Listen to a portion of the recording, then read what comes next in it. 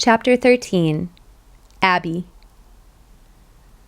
Abby sat in her bra and underwear, eyes open barely to slits, pupils sucking electrons off the screen, which was presently broadcasting a preview of the next episode of Stella Artois, Newman Assassin. Her mouth hung open, and her breath rose raggedly from her throat. On the coffee table was a miniature village of takeout containers under investigation by a squad of cockroaches. In the clip, Skinner pulled a shard of glass out of his palm with his teeth and spit it aside, right before Stella threw him through the window of a Krispy Kreme, knocking out the neon "Hot Now" sign. He landed on a case of just glazed regular glazeds. Stella floated over an upended table. "Get up so I can finish you. I need to see my son." Skinner pulled himself up, ducked to avoid an unidentified projectile, ripped the cash register off the counter, and slammed it repeatedly into Stella's head. The machine popped open, gushing currency, as he obliterated the Newman's face. She twitched and screeched and sputtered electricity all over the floor. Skinner stuffed a donut into his mouth.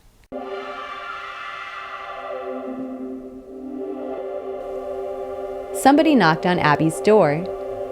Her eyes, with their bloodshot root systems of capillaries, pivoted to her right while the rest of her body remained frozen.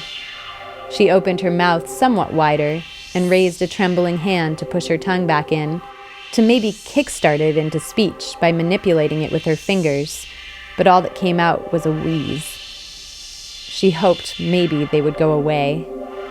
They knocked again. She rose, wobbly, skin bluish-gray in televised light, feet shuffling through cardboard boxes of solidified pad thai and mayonnaise-smeared sandwich papers. Standing in front of the door, she willed her visitor to turn away and return to the elevator down the hall. But the knock came again. Okay, so she'd wait it out, stand here until they left. But standing here, she instead found herself uncontrollably peeing, the hot urine running down her quivering leg, pooling on the hardwood, spreading into a puddle, the border of which soon crept under the door. Whoever was on the other side was sure to notice it. They knocked again. Abby willed her hand to the knob and pulled it open a few inches until the chain went taut. Through the crack, she saw two children, both in costumes, standing patiently holding pillowcases. "Trick or treat," they said in unison. One was dressed as a bat, the other as a lamb. Abby guessed the bat was a boy and the lamb was a girl, but she couldn't tell through their masks. Somehow she got her tongue to work, but her voice sounded as ravaged as a tobacco company executive's. "I think I have some candy," she said, then pushed the door closed, slid the chain, and let the door creak open. The two children stepped over the puddle of urine and followed her to the kitchen, where more cockroaches scampered politely out of the way. "Trick or treat," the kids said again. Abby pushed objects around in the cupboards and came upon a tin of cookies. "I have these. Do you want these?" As she spoke, something stung her calf. She looked down to see the lamb pushing the plunger of a syringe. "Oh, Jesus," she started, before all control of her body ceased. She collapsed on the floor, landing on yogurt containers and potato chip bags. The bat grabbed her under the armpits, and the lamb took her legs, and with a collective grunt they carried her to the bedroom. They sure seemed stronger than your average trick-or-treaters. In the bedroom, they pushed her up onto the unmade bed and climbed up after her. The bat, straddling her midriff, pulled off his mask to reveal a head far too large to belong to a child, and eyes twice the size of typical human eyes, spaced far apart. Underneath the mask, the bat looked like an unnaturally sophisticated embryo with the prelude of a mustache. The lamb removed her mask as well, revealing similar features, though her hair was blonde and in pigtails secured with heartprint ribbons. "You're going to be all right. You've been injected with a bayonet hack," the bat said. His voice sounded like it had been recorded at double speed for a cartoon. Chipmunky. "We're your friends. We're here to liberate you." Abby's spine stiffened, as if one by one her vertebrae had begun to fuse together. Talking seemed out of the question. As if anticipating this problem, the lamb placed something cold and sticky on Abby's forehead. "This is a Bindi transmitter," the lamb said. "It will allow you to bypass speech and communicate with us telepathically." Abby heard a sort of chime in her left ear, followed by a woman's voice. "Hi, do you accept this connection?" Abby thought yes 3 times in a row. Another chime. The aural space in her head felt echoey, as if her sense of hearing had itself entered an empty concrete room. "Who did this to me?" she asked the space. "Where is Rocco? How come I can't control myself? Who are you people?" "We're software developers," the bat said in the space, his voice trailing into 2 or 3 distinct echoes. "My name is Bat, and this is Lamb." "You're monks." "We were for a time," Lamb said. Bat said, "We'll help you find Rocco." "Who did this to me?" Abby asked again. "Rocco did this to you," Lamb said. "He's a DJ. We can't liberate all the embodiments of Vancouver, but we know you can reach him and put an end to his DJing." "Rocco wouldn't do this." Lamb said, "Rocco met you at an underground Bionet party. He knew about the police activity and spared you from getting arrested because he thought you looked cute. He took you as a trophy. Then he accidentally fell in love with you, and loves you still. You can take us to him. He is doing to thousands of people what he did to your friend JD and what he has done to you." "He would never have done this to me." "That is correct," Lamb said. "But he's been away from his dashboard. You're running on autopilot. He didn't want this to happen to you. He had programmed the most exquisite experiences for you. He manually encoded your sexual climaxes. Every happy moment from the time you met happened under his control. Every teardrop, every laugh, all predetermined by the most elegant software." Bat said, "He sent you away on a tangential trip to the archives of Kylie Asparagus to get you out of the way. He knew the heat was coming down on him.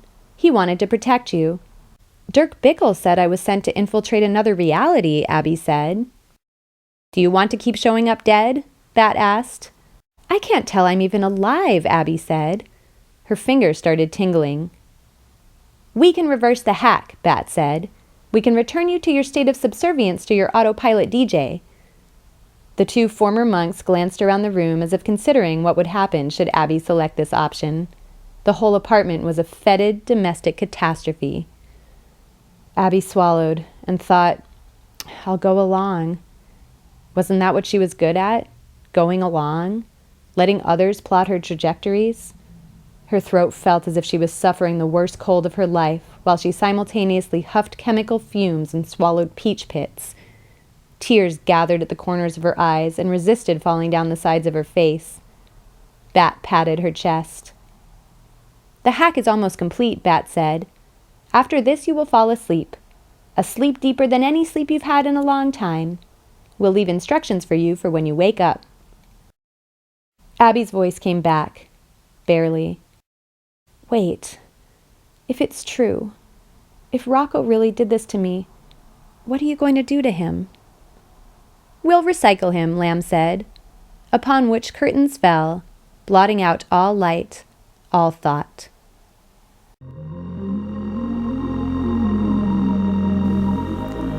Abby's eyelids made an audible noise as they flapped open, from 0 to fully conscious within half a second. Her joints squealed and popped as she struggled out of bed. First thing she noticed was how immaculate the apartment looked. Wood floors actually reflective again, the clothes hamper empty, not a trace of dust on the surface of anything. In the kitchen, she found a bowl of fresh fruit and the refrigerator stocked with vegetables, new cartons of juice, tubs of yogurt, entrees neatly sealed in containers. Her arms wildly extracted the contents of the fridge, tossing ingredients onto the counter. Fresh pumpernickel bagels with a selection of schmears, bananas that preferred the climate of the very, very tropical equator. Abby pulled out the blender and began dropping in strawberries and protein powder. She felt like doing yoga. She wanted wheatgrass.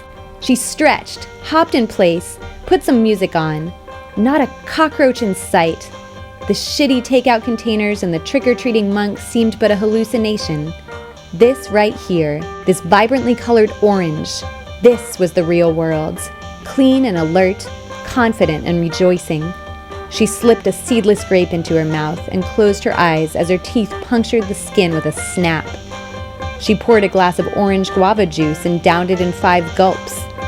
Satiated, she pranced into the bathroom, where she faced her wall of soaps, exfoliants, conditioners, and moisturizers, the balms, muds, glosses, and creams. She cranked the shower up to steamy, stripped out of her pajamas, and proceeded to enjoy a 45-minute session under the nozzle. Out of the shower, she dressed in her newly washed favorite jeans and blouse, but left her feet bare. Something about bare feet on hardwood with clean clothes and Brazilian music playing while coffee brewed meant civilization, meant purchasing power, meant freedom. She noticed a manila envelope on the coffee table. Opening it, she found 1 plane ticket, in her name, to New Newark Airport on the Kitsap Peninsula. The flight left in 2 hours. When she went to the closet for her suitcase, she discovered it had already been packed. Looking once more around the apartment she'd shared with Rocco, Abby pulled on her best flats and wheeled the suitcase to the door. This life, with the sunlight filtered through the shades and every tchotchke in its perfect place, was a way station. Her real life was about to begin. She was going to New York Alki.